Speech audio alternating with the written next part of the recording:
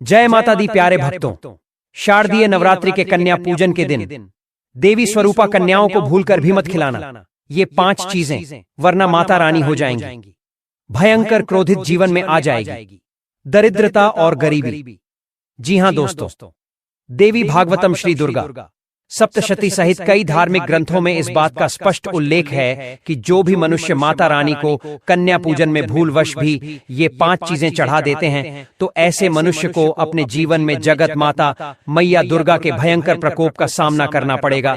इसलिए आप सभी भक्तों से निवेदन है कि आप इस अत्यंत ही महत्वपूर्ण वीडियो को शुरू से लेकर अंत तक पूरा बिना भगाए जरूर देखिएगा, क्योंकि भक्तों आपकी एक गलती, सिर्फ एक गलती, आपके 9 दिनों के नवरात्रि व्रत को न सिर्फ खंडित कर सकती है, बल्कि आपके और आपके पूरे परिवार पर इसका भयंकर परिणाम देखने को मिल सकता है। इसलिए भक्तों, इस वीडियो को शुरू से लेकर अंत तक पूरा बिना भगाए जरूर देखिएगा।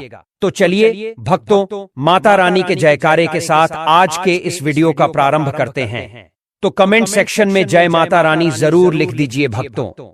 वैसे तो नवरात्रि के पूरे 9 दिन हम माता रानी की पूजा आराधना करते हैं, लेकिन कुछ खास दिन जैसे कि कन्या पूजन का महत्व हमारे शास्त्रों में सर्वाधिक होता है। कहते हैं कि माता रानी नवरात्रि के इन 9 दिनों में हर एक कन्या के साथ अंदर वास करती हैं और कन्या पूजन वाले दिन स्वयं साक्षात कन्या स्वरूप में माता नवदुर्गा आपके घर पधारती हैं और हमें मनचाहा आशीर्वाद देकर जाती हैं। लेकिन भक्तों, यदि हमसे गलती से भी इस दिन जाने अनजाने में कोई गलती हो जाती है तो माता रानी उल्टे पैर लौट जाती हैं। इसलिए हर एक सनातनी के लिए ये वीडियो अत्यंत ही महत्वपूर्ण है। भक्तों, सबसे पहले चलिए जानते हैं कि साल 2025 में शारदीय नवरात्रि की महाअष्टमी तिथि एवं महानवमी तिथि कब है, कन्या पूजन कब किया जाएगा, कन्या भोज कब किया जाएगा, पूजा का शुभ मुहूर्त क्या है। तो देखिए दोस्तों, वर्ष 2025 में शारदीय नवरात्रि की अष्टमी तिथि 1 अक्टूबर बुधवार के दिन पड़ेगी। इस दिन माता महागौरी की उपासना का विधान है और यही दिन कन्या पूजन के लिए सबसे श्रेष्ठ माना जाता है। कन्याओं को भोजन कराना, उनका पूजन करना और उन्हें दक्षिणा एवं उपहार देकर विदा करना, यह सब नवरात्र साधना का अभिन्न अंग है। प्राचीन ग्रंथों में उल्लेख मिलता है कि अष्टमी तिथि को कन्या पूजन करने से मनुष्य के सभी कष्ट दूर होते हैं और माता दुर्गा का विशेष आशीर्वाद प्राप्त होता है। नवमी तिथि 2 अक्टूबर गुरुवार को होगी। इस दिन माता सिद्धिदात्री की उपासना का विधान है। कई स्थानों पर कन्या पूजन नवमी तिथि को भी किया जाता है, खासकर जब अष्टमी और नवमी दोनों ही महत्वपूर्ण मानी जाती हैं। नवमी के दिन भक्तजन अपने घरों में या मंदिरों में हवन करते हैं और नवरात्र व्रत का समापन इसी दिन होता है। जहां तक मुहूर्त की बात है तो कन्या पूजन प्रातः काल या दिन के मध्य में करना सर्वश्रेष्ठ माना गया है। सूर्योदय के बाद से लेकर मध्याह्न काल तक का समय कन्या पूजन के लिए शुभ फलदायी बताया गया है। इस समय यदि भक्त श्रद्धा पूर्वक कन्याओं का पूजन कर उन्हें भोजन कराते हैं तो देवी प्रसन्न होती हैं और साधक को मनोवांछित फल प्राप्त होता है। नवरात्र का समापन और माता का विसर्जन 2 अक्टूबर गुरुवार नवमी तिथि को ही किया जाएगा। इस दिन घट स्थापना का कलश विसर्जित कर माता की विदाई की जाती है। कई परिवार दशमी तिथि को भी माता का विसर्जन करते हैं, किंतु सामान्यतः नवमी के दिन ही यह कार्य संपन्न होता है। विसर्जन का समय भी दिन का मध्याह्न काल शुभ माना गया है। भक्तजन अपने कलश और देवी के प्रतीक रूप को नदी, तालाब या किसी पवित्र जल में विसर्जित करते हैं और इस प्रकार नवरात्रि का समापन पूर्णता को प्राप्त होता है। अष्टमी और नवमी दोनों ही तिथियां कन्या पूजन के लिए उत्तम मानी गई हैं। किंतु यदि किसी को केवल एक ही दिन चुनना हो तो अष्टमी तिथि को कन्या पूजन करना श्रेष्ठ माना गया है। किंतु यदि आपके परिवार में शुरू से ही नवमी तिथि को कन्या पूजन करने का विधान है तो आप नवमी को ही कन्या पूजन करें। इन दोनों ही दिनों में प्रातः काल से मध्याह्न तक का समय पूजन और विसर्जन के लिए शुभ रहेगा। इस प्रकार शारदीय नवरात्रि 2025 में अष्टमी 1 अक्टूबर को, नवमी और विसर्जन 2 अक्टूबर को और कन्या पूजन का शुभ मुहूर्त प्रातः से मध्याह्न तक रहेगा।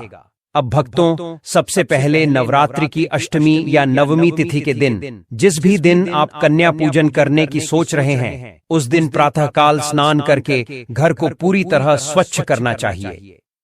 पूजा स्थान को गंगा जल छिड़क कर पवित्र किया जाता है और जहां कन्या पूजन करना है वहां उत्तर या पूर्व दिशा की ओर मुंह करके आसन बिछाया जाता है। यही स्थान देवी पूजन का केंद्र होता है। अब पूजा से पहले नवग्रह, गणेश और कुलदेवी कुलदेवता का स्मरण करना चाहिए। इसके बाद अपने कुलदेवी और माता दुर्गा का ध्यान करके संकल्प लिया जाता है। संकल्प लेते समय यह भावना रखनी चाहिए कि मैं माता दुर्गा के आदेश से उनकी 9 कन्याओं के रूप में उपस्थित शक्ति का पूजन कर रहा हूं। कृपया मुझे पूर्ण फल प्रदान करें। इसके पश्चात कन्याओं को घर बुलाया जाता है। जब वे घर के भीतर प्रवेश करें तो उन्हें सम्मान पूर्वक नमः देवी कहकर स्वागत करना चाहिए। शास्त्रों में कहा गया है कि इस क्षण कन्या रूप में स्वयं दुर्गा माता घर में पधारती हैं। सबसे पहले उनके चरणों को धोना चाहिए। तांबे या पीतल के लोटे में स्वच्छ जल भरकर थाली में रखा जाता है और एक एक कन्या के चरणों को धोकर आसन पर बैठाया जाता है। चरण धोते समय यह भाव रखना चाहिए कि मैं स्वयं देवी मां के चरण पखार रहा हूं। जब कन्याएं आसन पर बैठ जाएं, तो सबसे पहले उनकी आरती की जाती है। दीपक जलाकर और कपूर प्रज्वलित कर छोटी छोटी थालियों में आरती उतारना चाहिए। इसके साथ जय अम्बे गौरी या सर्व मंगल मांगल्य जैसे स्तोत्र गाना श्रेष्ठ माना जाता है। इसके बाद तिलक की विधि होती है। रोली या हल्दी कुमकुम से कन्याओं के ललाट पर शुभ तिलक लगाया जाता है।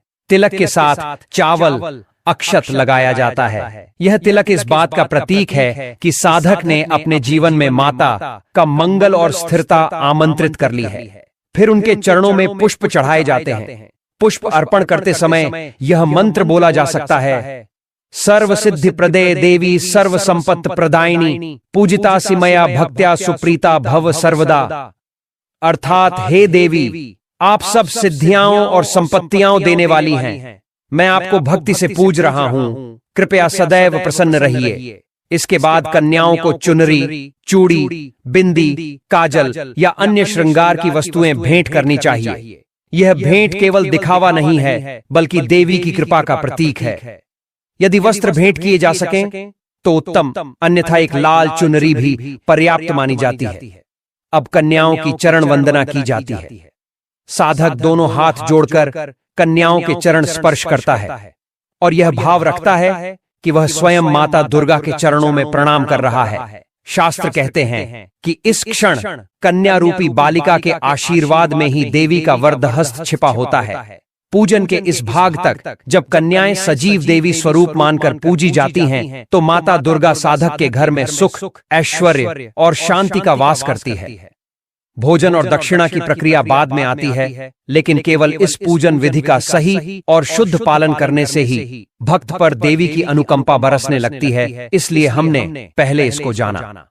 अब हम जानेंगे कि कन्या पूजन पर आपको कन्याओं को क्या खिलाना चाहिए। तो देखिए दोस्तों, कन्या पूजन में सबसे पहले यह समझना आवश्यक है कि कन्याओं को क्या खिलाना चाहिए। परंपरा और धर्म ग्रंथों के अनुसार कन्याओं को हलवा, पूरी और काले चने का भोजन सबसे उत्तम माना गया है। यह भोजन केवल स्वाद की दृष्टि से नहीं, बल्कि इसके पीछे गहरा आध्यात्मिक और प्रतीकात्मक महत्व है। काले चने शक्ति और ऊर्जा का प्रतीक हैं। यह कन्या पूजन के माध्यम से साधक के जीवन में सामर्थ्य और सफलता लाते हैं। पूरी तृप्ति और पूर्णता का प्रतीक है, जो भक्त के जीवन में संतोष और संपन्नता का आशीर्वाद दिलाती है। वहीं हलवा मिठास और मधुरता का प्रतीक है, जो घर परिवार में प्रेम, सामंजस्य और मधुर संबंधों की स्थापना करता है। इसके अतिरिक्त कन्याओं को नारियल, मिश्री, गुड़, मौसमी फल, खीर या दूध से बनी मिठाइयां देना भी शुभ माना गया है। यह सब वस्तुएं सात्विक होती हैं और पवित्रता को बनाए रखती हैं। शास्त्रों में स्पष्ट कहा गया है कि कन्याओं को हमेशा शुद्ध, ताजा और सात्विक भोजन ही देना चाहिए। भोजन तैयार करते समय घर के वातावरण की शुद्ध, रसोई की स्वच्छता और पकाने वाले के मन की पवित्रता का विशेष ध्यान रखना चाहिए। अब यह जानना भी उतना ही आवश्यक है कि कन्या पूजन में किन वस्तुओं को खिलाने से बचना चाहिए। सबसे पहले मांसाहारी भोजन किसी भी रूप में वर्जित है। मां दुर्गा सात्विक शक्ति की अधिष्ठात्री हैं और उनके लिए किया गया कोई भी तामसिक कर्म पूजा को निष्फल कर देता है। इसलिए कन्याओं को मांस, मछली, अंडा या इनसे बने किसी भी व्यंजन को खिलाना शास्त्र विरुद्ध है। इसी प्रकार प्याज और लहसुन से बने व्यंजन भी कन्या पूजन में वर्जित माने गए हैं। ये दोनों पदार्थ तामसिक और राजसिक गुणों के वाहक हैं और इन्हें ग्रहण करने से मन और शरीर की शुद्धि प्रभावित होती है। कन्या पूजन सात्विकता और भक्ति से किया जाने वाला कर्म है। अतः प्याज लहसुन से बनी कोई भी वस्तु इस पूजन को अपवित्र कर सकती है। कन्या पूजन में बासी भोजन भी कभी नहीं परोसा जाना चाहिए। बासी भोजन ऊर्जा को नष्ट करता है और उसमें सात्विकता का अभाव हो जाता है। देवी पूजन में केवल ताजे और उसी दिन बने व्यंजन का ही महत्व है। इसी तरह पैकेट वाले जंक फूड, बाजार की बनी अशुद्ध मिठाइयां, तैलीय और अत्यधिक मसालेदार भोजन भी कन्याओं को नहीं देना चाहिए, क्योंकि इस दिन भोजन केवल शरीर की तृप्ति के लिए नहीं बल्कि आत्मा की पवित्रता और मां दुर्गा के आशीर्वाद को पाने के लिए कराया जाता है। एक और महत्वपूर्ण बात यह है कि कन्याओं को भोजन कराते समय कभी भी केवल औपचारिकता के भाव से उन्हें न बुलाए। यदि भोजन में श्रद्धा, आदर और पवित्रता का भाव न हो तो पूजा का फल अधूरा रह जाता है। कन्याओं को भोजन कराने से पहले उन्हें प्रेम पूर्वक घर बुलाना, उनके चरण धोना और उन्हें देवी स्वरूप मानकर आसन पर बैठाना चाहिए। जब वे भोजन कर लें तब उनके हाथ में दक्षिणा, चुनरी, कांच की चूड़ियां, बिंदी, फल या कपड़े जैसी छोटी छोटी भेंट देनी चाहिए। शास्त्रों में कहा गया है कि कन्याओं को भोजन कराते समय उनके चेहरे पर मुस्कान होनी चाहिए। यदि भोजन ऐसा हो जिससे बच्चे परेशान हों, मसालेदार लगे या उन्हें अच्छा न लगे तो यह भी पूजा को निष्फल कर सकता है। इसीलिए सात्विक, हल्का और बच्चों के लिए प्रिय भोजन ही उन्हें कराना चाहिए। पर भक्तों, आपको कन्याओं को भूलवश भी मार्केट से खरीदे गए पैकेट बंद सामान जैसे कुरकुरे, चिप्स, बिस्कुट आदि नहीं देना चाहिए। अब ऐसा क्यों, तो देखिए भक्तों, इसके पीछे दो प्रमुख कारण हैं। पहला कारण तो ये कि कन्या पूजन में घर के बने भोजन का ही महत्व होता है। जब भी कभी घर की माताएं बहनें अपने हाथों से रसोई बनाकर कन्याओं को पवाती हैं तो ऐसे भोजन में साक्षात माता दुर्गा का आशीर्वाद विद्यमान हो जाता है। इसलिए दोस्तों, आप सिर्फ और सिर्फ अपने घर में अपने हाथों से बना भोजन ही माता रानी को खिलाएं। बाहर से या ऑनलाइन जोमेटो से भोजन मंगवाकर खिलाना व्रत की शुद्धता को प्रभावित करता है। याद रखिए दोस्तों, भले ही ऐसा भजन करने आए ग्रहण कर ले, लेकिन कन्याओं के भीतर बैठी मां दुर्गा ऐसे भोजनों को बिल्कुल भी ग्रहण नहीं करती, क्योंकि बाहर बना हुआ खाना किस विधि से बनाया गया है यह कोई नहीं जानता। इसलिए दोस्तों, जितना ज्यादा हो सके आप नवरात्रि कन्या पूजन में घर के बने भोजन का ही प्रयोग करें।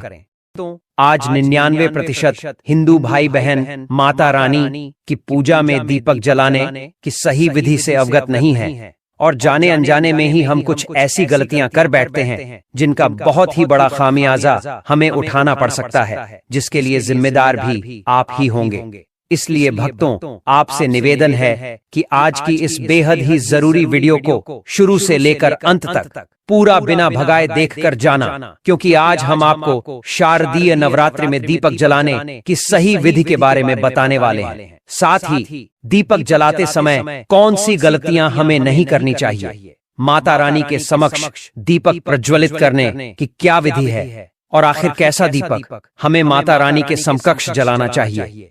साथ ही साथ हम ये भी जानेंगे कि यदि नवरात्रि के किसी भी 9 दिन यदि आपको माता रानी के समक्ष जलाए गए दीपक में फूल देखने को मिले तो इसका मतलब क्या होता है। दीपक की बाती यदि पूरी जल जाए या आधी अधूरी जल जाए तो इसका क्या मतलब होता है, जानेंगे हम संपूर्ण जानकारी के बारे में। बस आपसे निवेदन है कि वीडियो को शुरू से लेकर अंत तक पूरा जरूर देखिएगा। साथ ही माता रानी के सच्चे भक्त कमेंट बॉक्स में जय माता दी जरूर लिख दें। प्रिय भक्तों, नवरात्रि जिसे शक्ति की साधना का सबसे बड़ा पर्व माना जाता है, भारतीय संस्कृति और सनातन परंपरा में अत्यंत विशेष स्थान रखता है। यह वह समय है जब संपूर्ण वातावरण मां दुर्गा की उपासना में लीन हो जाता है, जब घर घर में श्रद्धा की ध्वनि गूंजती है और भक्तगण अपने भीतर की नकारात्मक शक्तियों पर विजय पाने के लिए मां की कृपा की याचना करते हैं। 9 दिनों तक चलने वाला यह पर्व केवल धार्मिक अनुष्ठानों तक सीमित नहीं है, बल्कि यह आत्मशुद्धि, आत्मचिंतन और दिव्यता से जुड़ने का अवसर भी प्रदान करता है। इन दिनों में एक विशेष परंपरा निभाई जाती है, दीपक जलाने की। दीपक मात्र एक साधारण लौ नहीं है, बल्कि यह ऊर्जा का स्रोत है, यह जीवन की ज्योति है और यह मां दुर्गा के आशीर्वाद का प्रतीक है। भारत में दीपक का महत्व अत्यंत प्राचीन काल से चला आ रहा है। जब भी किसी धार्मिक अनुष्ठान का शुभारंभ होता है, सबसे पहले दीप प्रज्वलित किया जाता है। माना जाता है कि जिस स्थान पर दीपक जलाया जाता है, वहां से अंधकार का नाश होता है और सकारात्मक ऊर्जा का संचार होता है। अंधकार केवल बाहरी ही नहीं, बल्कि आंतरिक भी होता है। मनुष्य के भीतर जो आलस्य, अज्ञान और नकारात्मक विचार होते हैं, उन्हें भी दीपक की ज्योति नष्ट करती है। इसी कारण से नवरात्रि के दिनों में दीपक जलाना अत्यधिक शुभ और आवश्यक माना गया है। दीपक को जलाना केवल एक रस्म नहीं, बल्कि यह साधना का एक हिस्सा है।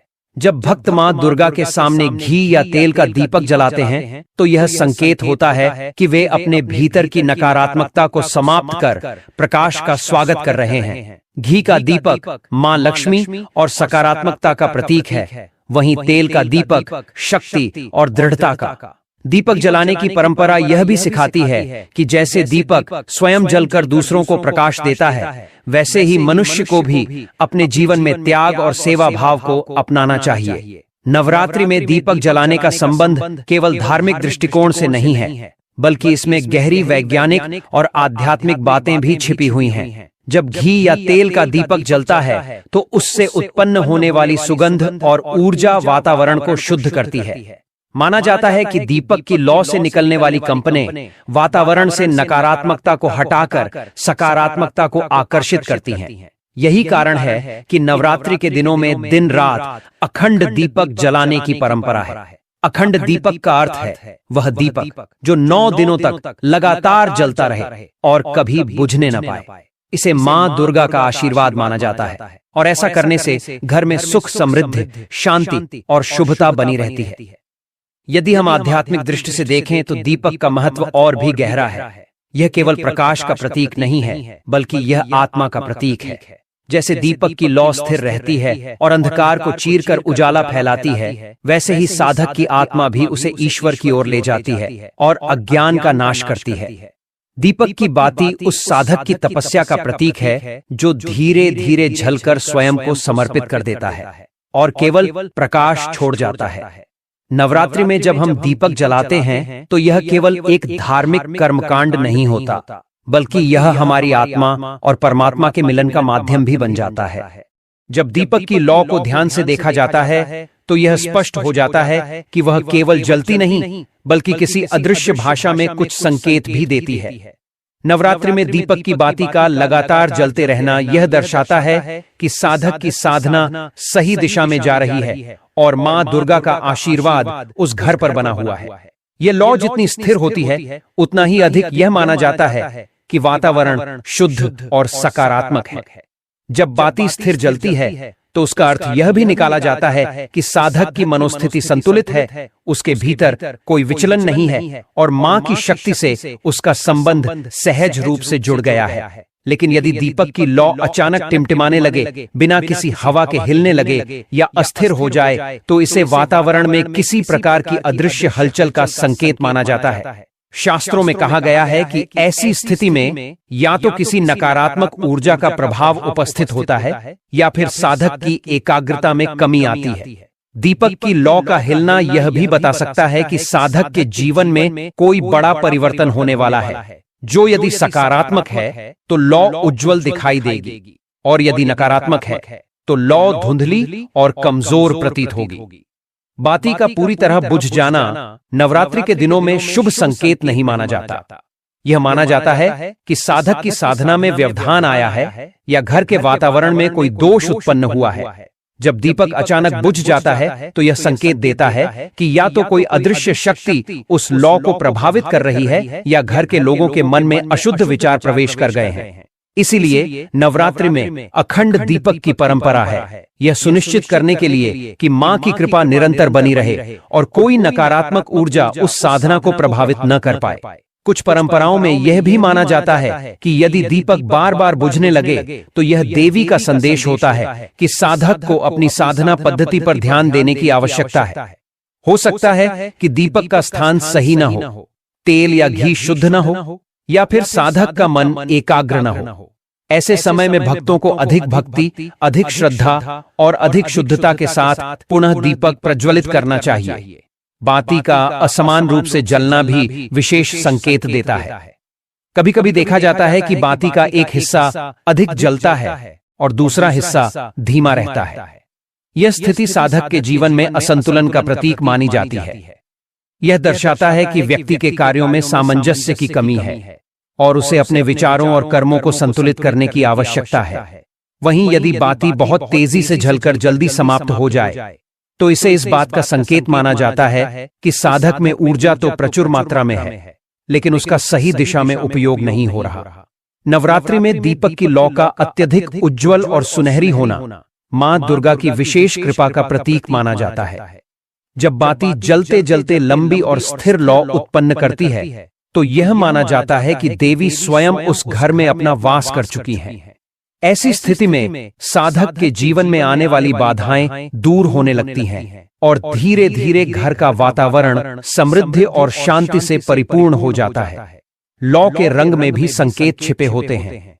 सामान्यतः दीपक की लौ पीली और सुनहरी दिखाई देती है, लेकिन कभी कभी वह हल्की नीली या लालिमा लिए होती है। नीली लौ का अर्थ है कि साधक का आध्यात्मिक स्तर गहराई की ओर बढ़ रहा है और देवी उसकी साधना को स्वीकार कर रही है। वहीं लालिमा लिए लौ ऊर्जा और शक्ति का प्रतीक है, जो यह बताती है कि आने वाला समय संघर्षमय हो सकता है, लेकिन देवी की कृपा से साधक विजयी होगा। इस प्रकार दीपक की बाती का जलना, बुझना, स्थिर रहना या टिमटिमाना केवल प्राकृतिक घटना नहीं है, बल्कि यह साधक और देवी के बीच संवाद का माध्यम है। जब साधक ध्यानपूर्वक इस लौ को देखता है तो वह समझ सकता है कि उसके जीवन में क्या हो रहा है और देवी उसे किस दिशा में मार्गदर्शन कर रही है। यही कारण है कि नवरात्रि के दिनों में दीपक के हर छोटे बड़े परिवर्तन को बड़े ध्यान और श्रद्धा से देखा जाता है, क्योंकि यह केवल प्रकाश नहीं बल्कि देवी की उपस्थिति का जीवंत प्रतीक है। इसी के साथ भक्तों, दीपक की लौ और बाती की रहस्यमयी भाषा में एक और अद्भुत संकेत छिपा होता है, जिसे दीपक में फूल बनने की परंपरा कहा जाता है। नवरात्रि के दौरान जब भक्त पूरे समर्पण और श्रद्धा से अखंड दीपक जलाते हैं तो कई बार देखा जाता है कि जलती हुई बाती पर धीरे धीरे फूल के समान आकृति बनने लगती है। यह कोई साधारण संयोग नहीं माना जाता, बल्कि इसे मां दुर्गा की विशेष कृपा का प्रतीक समझा जाता है। दीपक में फूल का बन जाना भक्त और देवी के बीच सीधे संवाद का माध्यम होता है।